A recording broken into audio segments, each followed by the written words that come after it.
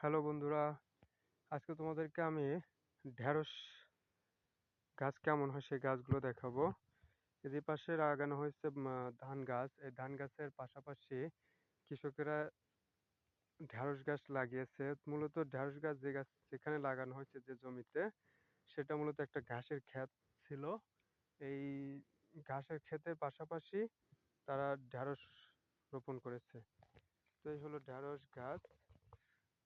এই গাছে তেমন কয়েকটা ঢেঁড়স মাত্র আসা শুরু করেছে।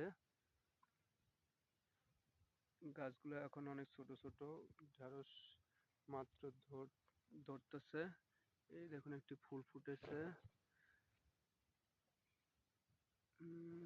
অনেক সুন্দর গাছ।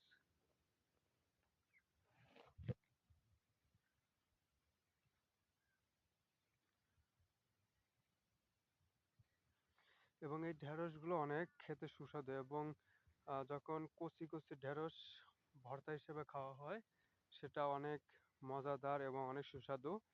এই ঢেঁড়স গুলো মূলত আমরা ভর্তা এবং সবজি হিসেবে খেয়ে থাকি। দেখুন বন্ধুরা, এটা অনেক সুন্দর হয়েছে। এটা অনেকগুলো ঢেঁড়স এখানে ধরেছে, অনেক ছোট ছোট। আহ, আর কিছুদিন গেলে এটা বড় হয়ে যাবে, তখন এটা খাওয়ার উপযুক্ত হবে।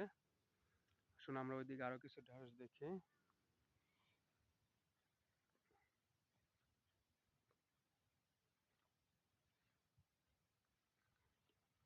দেখুন বন্ধুরা, এই হলো ঢেঁড়স। ঢেঁড়স গাছের ফুল। এই ফুল থেকে আস্তে আস্তে ঢেঁড়সে পরিণত হবে।